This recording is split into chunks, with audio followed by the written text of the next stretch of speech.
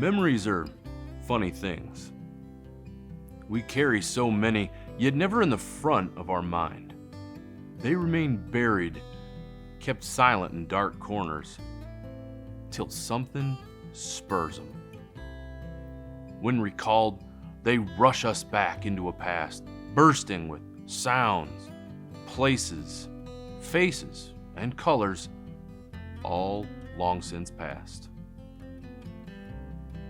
Under normal circumstances, a Winchester 1886 rifle wouldn't draw that sort of comparison. But this is no ordinary Winchester, and it has a story ready to plunge us back into the past nearly 140 years.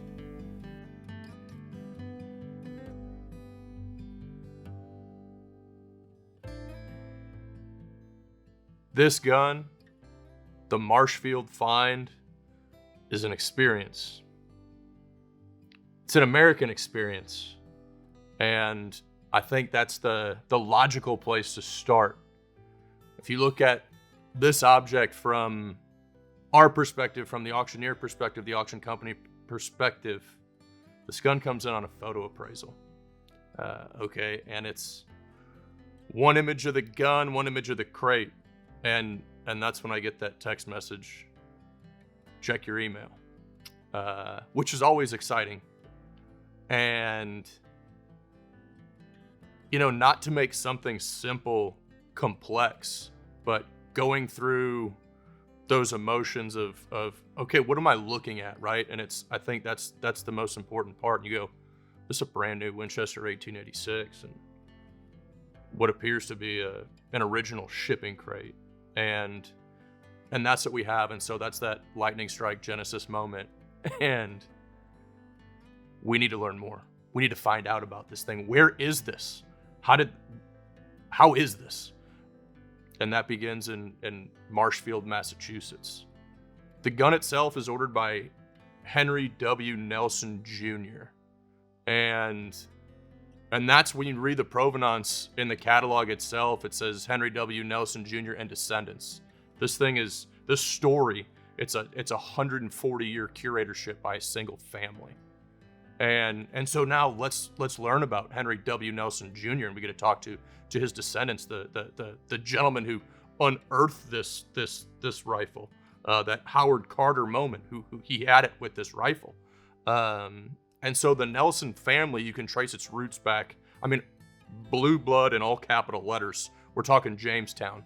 And again, Marshfield, Massachusetts. The Nelson family has a 200-acre farm that goes back to a Charles II land grant. And by the time the Nelson family acquires the farm in 1872, it's doubled in size. It's now 200 acres. The main structure on the farm is a house up on the Big Hill, which is what the family called it. That was built in 1660. The farmhouse has portholes, gun ports, again from original settlers to protect the farm and their family from Indians. That's how far we're going back. So we say this gun's an institution and an experience and an American experience. It's all of that and more. Now Henry Nelson Jr., he was a character in all capital letters. And again, we know this because it came right out of the family. We got to speak to the family. We have a beautiful letter of affidavit with this gun. He was a doctor of divinity and he was a reverend in the Episcopal Church. He wore many hats. He wasn't in the greatest of health. He was almost blind. He wore cobalt glasses to help him see. And he was resigned to a wheelchair pretty early on in his life, but he was a character and he had a great attitude. There's a funny story that's in the affidavit written by the family talking about how he would fake losing control of his wheelchair, going down the hill and tipping over and screaming for someone to help him. I mean, that's the kind of guy we have here. He's blind, totally blind by 1901. He passes away in 1928. And we know that later on in life, he did extraordinarily well playing the stock market. So he passes in 1928.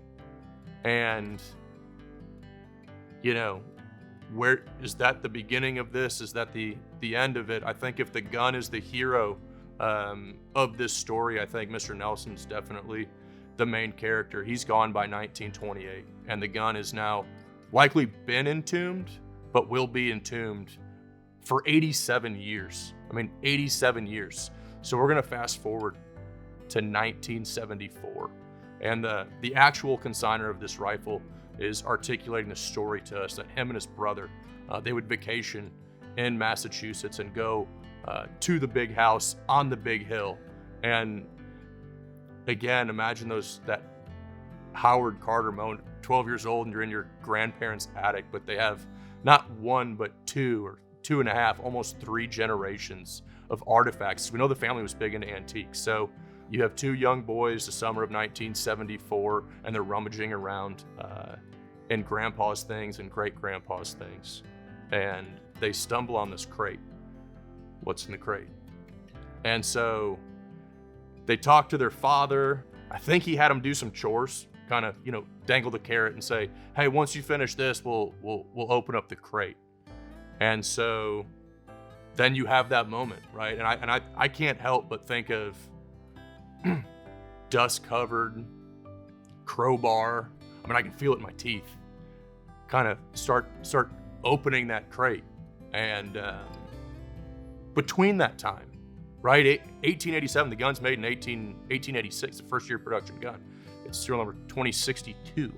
And during that time, we go from steam engine to jet engine to a man on the moon. When this gun's made, again, 1886, Geronimo's captured.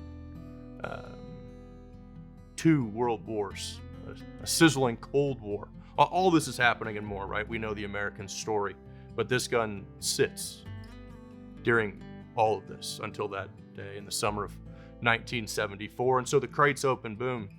And as he described it, they didn't know what it was because the gun was sitting inside the original scabbard. So you still have that moment of, what am I looking at? And then the gun comes out in all its glory, right? And so that's what we have. And that's how it's been maintained. And so I think the most appropriate term is time capsule.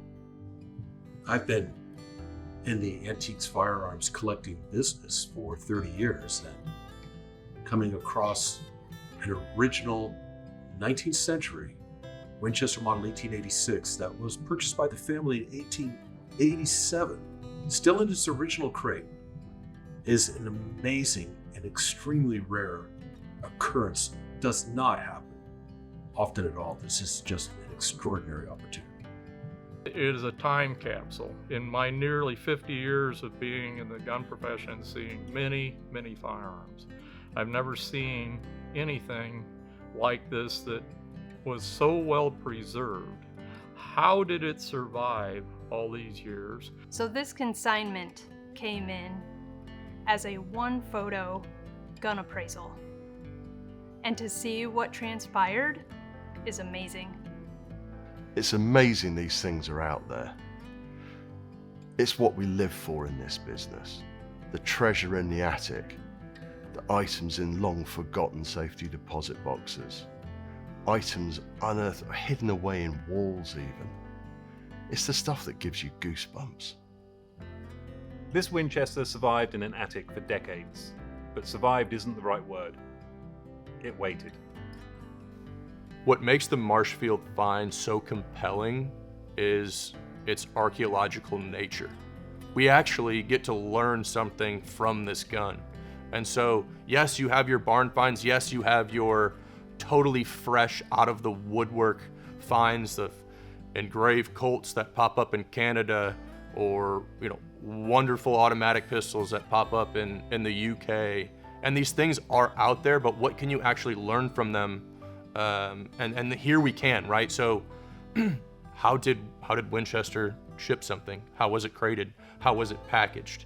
And that's what we have here. We have the original butcher block paper that this thing sat on. We have the original period newspaper that surrounded the gun. I mean, period newspaper, it's extremely fragile.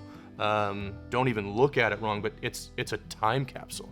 We have the original nails that put the lid on the crate. We have 5 original cartridge boxes and the original scabbard that it was shipped in. So we get to learn how Winchester packed and shipped something. One of the interesting things I think the family did was in a little unclear, 1975, 1976, after the gun was discovered, they take it to a firearms appraiser. And this is neat from our business, the history of our business. They take it to a firearms appraiser, and he appraises it for a staggering $20,000. And again, call it 1975, 1976. Now, obviously, he could have said it's worth $500, but he said it's worth $20,000. It's a staggering sum now, let alone back then. But he understood what this meant. He understood the condition of it. Now, the other thing he did, very typical gun dealer, he tried to keep it. So the family talks about, hey, we really had to work to get the gun back from the appraiser, which they did. You know, call it 1976. And what happens from there is the gun moves west, which is romantic, right? So the gun moves west, 90 years after it's crated and put in the attic, and then it sits for another 50 years, really, from 1974, 1975. It sits in the crate, and that's that 140-year curatorship by the family. It's very romantic. It's very neat. And it adds to the allure, the majesty, the darn right cool factor of this gun. And so we say, well, how rare is it, right? And that's the question we ask ourselves. Let's break it down. Well, let's just talk about the gun, right? The gun was made in 1886. It was shipped in 1887. It's a 4-digit gun. Serial number's 2062. Full configuration, so full octagon, straight grip, crescent butt. It's a working man's gun, case hardened, standard, if you will. But it's also in 4590, so take that apart. Well, you're 18 months away from the 86 being available in the 5110 Express, 50 Express. So at the time this gun's ordered and delivered, the 86 being the most technologically advanced, repeating firearm of its time, and the most powerful cartridge that you can order it. And then, now let's talk about the condition. Now, we don't use mint. That's one thing you don't see us do. We use it once every 2 years, and it applies here, right? For obvious reasons. Now I can argue all day there's no such thing as a mint gun, right? I will find a scratch, you will find a ding, you're gonna find an imperfection, they're gonna stand out more when you're looking at something that's quote unquote perfect. This is a mint gun by every stretch of the imagination. It is unimprovable just as a gun in and of itself, let alone everything surrounding it, which is, in my career, I mean, it's one of the coolest things I've ever seen, let alone had the opportunity to sell. And so it's a reminder to us, to me, how blessed and lucky we are to be able to handle this stuff, to be able to put our stamp on it and give that collector, and that's what this gun does, it gives that collector the opportunity to put their original stamp on it and say, this was part of my collection, because it hasn't been in part of anybody's collection. If you want a one-gun collection, it is the Marshfield Find. The Marshfield Find. The Marshfield Find. The Marshfield Find. The Marshfield Find is one for the history books.